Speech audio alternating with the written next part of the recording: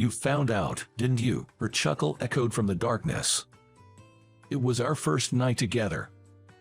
The touch of her skin felt oddly different. Seeing my startled retraction, she laughed. What's happening? I couldn't help my curiosity and asked. She narrowed her eyes at me. Cries, cat-like, predatory. Curiosity can be dangerous, she said, slowly revealing her skin. She was truly beautiful then. Even after a decade, I still remember. My name is John Adams. I had just turned 36 at the time. I worked in sales for a pharmaceutical company. Not to boast, but I was their top salesperson. My wife, Catherine, came from a popular family of practitioners. It was a marriage arranged by my father-in-law. Catherine, whom I met at the matchmaking event, seemed like a proper lady. I found no reason to refuse, and so we got married. The higher-ups in the company were pleased about this advantageous connection. It was quite the clue, earning me envy from my peers. After getting married, I threw myself into my work more than ever to drown out the noise. I didn't even imagine that someone who disliked my success was by my side. There are many employees at my level vying for promotions. There are even factions within the upper echelons that aren't visible on the surface. Success depended on standing out in terms of sales and the scale of hospitals I managed, and becoming favored by the influential faction in the upper management. But honestly, I wasn't interested in all that. I simply wanted to help patients through our products. It's not some noble idea. I had a sister who didn't survive childhood cancer. Today, there is a cure for that. She could have been saved. That's why I believe in the power of medicine. I think it's absolutely necessary for people's lives, and I've contributed to patients through it. I was proud of this job and truly loved it. My seemingly smooth sailing future suddenly became clouded.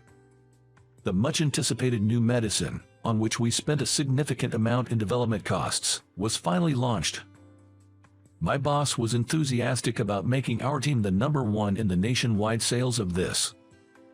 He emphasized its early adoption in the hospitals we were responsible for during our sales meetings. The hospitals I was in charge of within my team had the greatest influence. Doctors in this area are reluctant to use new medicine unless they are adopted in the hospitals I'm in charge of. However, there are some doctors who prefer to wait for a certain period before using new ones due to safety considerations. But my boss aggressively pushed sales to the doctors I was in charge of. Turns out, the chief of surgery in this hospital had a close relationship with my boss. I was in charge of the other departments, and my boss was in charge of the surgery department. It seemed like I was in charge, but we were sharing roles as suggested by my boss. My boss urged the chief of surgery to use the new medicine. At that time, frequent wining and dining by pharmaceutical companies was still common, and my boss often went drinking with the chief of surgery, using my entertainment budget. This new drug is a fantastic medication that can be effective even for patients who have not had enough effect with other drugs. Therefore, I really want patients who are struggling to consider using it. However, caution was required when using it. Most drugs have precautions for use. Especially for drugs where side effects are a concern, there can be patients who should absolutely not use them. Surprisingly, my boss did not promote the appropriate use, which could be called the most important mission. As a result, the chief of surgery prescribed the drug to a patient who should never have taken it. The patient suffered from severe side effects. It was a serious incident that went unnoticed in the pharmacy department. I rushed to the hospital as soon as the side effect report came in and collected detailed information after hearing about the case. I was in shock. The patient was someone who should never have been administered the drug, and the prescribing doctor claimed not to have known. I deeply regretted sharing responsibilities with my boss. My boss went pale. This became a major issue within the company. And then, my boss pushed everything onto me. In fact, my name is the one listed as the person in charge of the hospital internally. I followed my boss's instructions to handle the expense reports for the entertainment costs. I was called in by the executives and confronted with documents and receipts. Receipts from lounges and restaurants that I never visited but processed. No matter how many times I explained the situation, the overwhelming amount of evidence made it hard to convince them. My boss was sitting next to the executives, looking smug. However, I knew that it was all a bluff. His trembling fingertips gave him away. I've seen the ugly side of humanity, and I was suddenly sick of the life tied to achievement figures. Facing the accusing executives, I told them that everything was done on my own accord. I declared that I would take responsibility and resign. The room went silent at my forthright demeanor. I wondered if my boss would try to keep me, but he didn't, and I easily quit my job. I had some savings, and I figured I'd manage somehow. That's what I thought. When I got home, Catherine greeted me with a fury in her eyes. Apparently, my father-in-law already contacted her. She reproached me for quitting my job right at the doorstep. She had some documents clenched in her hand. I could instantly guess it was divorce papers. There was something almost laughably meticulous about it. She was ready to part ways swiftly with a husband who no longer held any value. I guess she'd taken some advice from her dad. Everything felt like such a hassle, so I just signed the divorce papers on the spot. The house was a gift to Catherine from her father. I'll let you know once I decide where I'm going. I left those words behind as I left our home. I knew I wouldn't be coming back, but surprisingly, I didn't feel a trace of regret. If Catherine had shown even a slight hesitation to take the divorce papers, I might have ended up begging her in tears. But Catherine took the divorce papers aggressively, looking at me as if I were trash.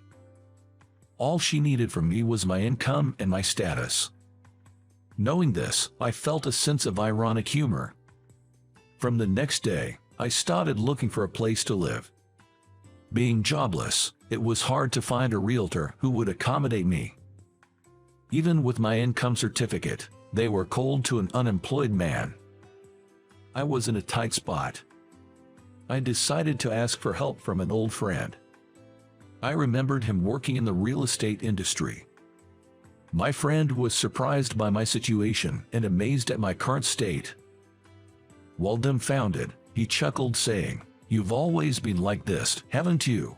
He asked me to wait for 3 minutes, and right on the dot, he called back. He'd found an apartment and told me to come immediately. In a hurry, I noted the address and hung up. Following the noted address, I arrived at an old-fashioned Western-styled apartment. The apartment was retro-styled, with one entrance. It seemed rooms were scattered with a corridor in between. There were mailboxes marked with room numbers at the entrance. My friend had mentioned there was a landlord I should talk to. "Excuse me," I called out, as there was no doorbell. I heard the patter of footsteps from the end of the corridor. The person who appeared was a young woman. Her long black hair and porcelain-like white skin were striking. "Oh, are you John? I've heard about you. I'm the landlord, Nancy Thompson. Nice to meet you," she said, offering her right hand. Taken aback, I shook her cool hand. Her wrists and fingers were slender. I was surprised to find myself reluctant to let go of the handshake. Her name was Nancy Thompson. The other people called her Nancy. "This apartment that's been converted into apartments is exclusively occupied by women," they told me. "There's no need for any deposit or broker's fee, but they ask for my help with the heavy lifting." When I agreed to help out if I could, Nancy said with a laugh, "Well then, consider our deal done." "John, I heard you used to work for a pharmaceutical company," she remarked, offering me the keys. She must have heard from a mutual friend. "Yes, I did. I worked there for many years but recently resigned. When I admitted that I was hit with a divorce as soon as I quit my job, Nancy burst into laughter. She seemed genuinely surprised when I confessed that I left my house right after that. "Well, there's nothing wrong with starting over," she said, her smile dazzling me. She seemed unbothered when I promised to find work quickly. And so, my new life began. There were a variety of tenants in these apartments. Students, novelists, and single mothers. There was even a mother who was escaping from an abusive husband. They all seemed to rely on me, which had me shaking with fear, as I lacked confidence in physical strength. They were all amiable people who brushed off my divorce with laughter. I started to learn more about Nancy. She was a 30-year-old widow who had outlived her husband. Apparently, she took over the apartment from her biological father. Her late husband had been a doctor. Small world. I felt like we might have just missed each other at some point. I started working part-time at a local bookstore. I considered getting a full-time job, but I wanted a part-time job that gave me more free time. There was quite a bit of physical labor required at the apartment, so I started doing some simple repairs on my days off. Nancy would occasionally share some of her dinner or bring me bread that she had baked as a hobby. The more we interacted, the more I found myself attracted to her. She casually helped out the other tenants in the apartment. The hallways were always clean, and despite the age of the apartment, it was comfortable living there. She even seemed to help the children of the single mothers with their homework from time to time. Just as I was drawn to her, she seemed to show an interest in me. She asked me about my previous job and often stopped by the bookstore where I worked part-time. It didn't take us long to start having dinner together. As we closed the gap between us, I found myself touching her skin for the first time in the darkness when I stayed at her place for the first time.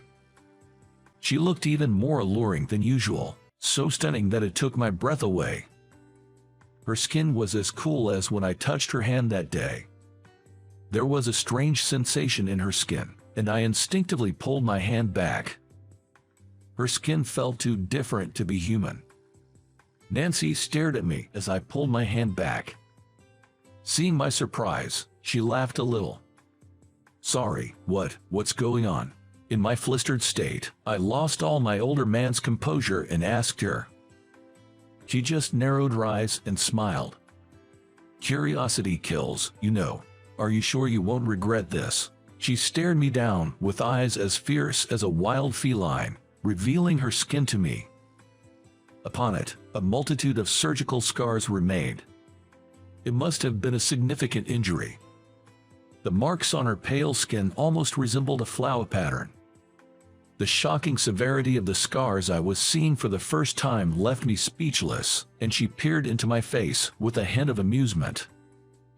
"I told you you'd regret it, didn't I? You can't touch me." She slowly pointed towards the exit. "Leave this room and regret hurting me." She expelled me from the bed with a cold voice I had never heard before. "What about those scars? Why?" I asked, and Nancy just laughed. Then she began to speak quietly. Nancy's husband used to work as a surgeon at a general hospital. Apparently, he had been unable to perform a surgery that he was supposed to because he was suspected of collusion with a pharmaceutical company. The patient died during the surgery performed by a substitute doctor. Of course, her husband had no involvement with the pharmaceutical company. It was the head of the surgery department who had pinned the blame on him. Taking all responsibility, her husband had to leave his job. After leaving the hospital, he was always down. When he said he was going to go on a hike, which was his hobby, Nancy was relieved. It was winter, but she sent off her experienced husband. That was the last time she saw him alive. He didn't return even after his scheduled descent. After a search, he was found dead in a snow cave. There was no suicide note. Did he go to the snow-capped mountain to end his life, or was it the result of an accident? Feeling responsible for not stopping him, Nancy threw herself off a cliff, apparently trying to follow him. Fortunately, she survived, but with significant scars left on her body. You can't mean the pharmaceutical company is. I had a gut feeling, and my words got stuck in my throat. I heard about a scandal caused by a senior colleague from my boss. That's right, it's the company where you work. They refused my husband, who had asked them many times to prove his innocence. Nancy said with a strained voice. She knew very well that I had nothing to do with it. But she said she despised me just for hearing that I worked in sales for that company. I thought it's okay for you to get hurt with something you can never have. Nancy said and laughed. She was laughing, but to me, it looked like she was crying. She knew she was being unreasonable. Yet, she still wanted to hurt me, regardless of the logic. Her feelings must have been strong. Nancy still has her deceased husband in her heart. She intends to live on, carrying his regrets. I shudder. Did Nancy draw my attention just for this? I wanted to believe that there were some feelings for me, if only a little bit, otherwise. Thanks for everything so far. I'm leaving tomorrow. I can't stay in this apartment any longer. I decided to leave tomorrow. I took a little break during my long life. My days in the apartment were such peaceful days. That would help if you could do that. I had a slight hope that she might stop me, but she wasn't that kind of person. She turned her back on me, not wanting to see my face anymore. She never looked at my face until the end. The next day, I rushed to the real estate agency from the morning and looked for a new apartment. This time I wasn't unemployed, so I managed to rent a place. I immediately started moving. I didn't have many belongings to begin with, so the move was easy.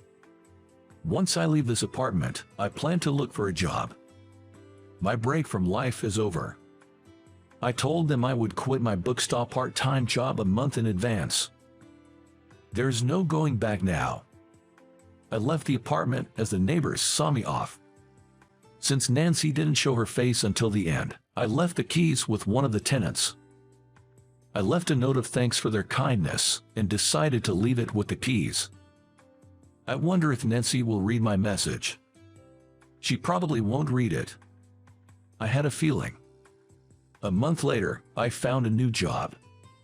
It's the same sales job as before. I'm selling real estate. I ended up getting a job at that real estate agency. Although I'm learning a lot in a field that's new to me, I'm enjoying every day. And finally, today, I managed to move. My new place is that old apartment building. I've come back to that familiar apartment. I wondered what kind of face you'd make when you came back. Nancy was waiting for me at the entrance, arms crossed. Despite her harsh words, her eyes were calm. I'd like to start over. At my words, Nancy laughed as if she was dumbfounded. When I suggested that we start with introducing ourselves, Nancy wouldn't play along, saying it was silly. After asking a few times, she finally agreed. Even if we start over, it might be the same. If so, we'll start over again.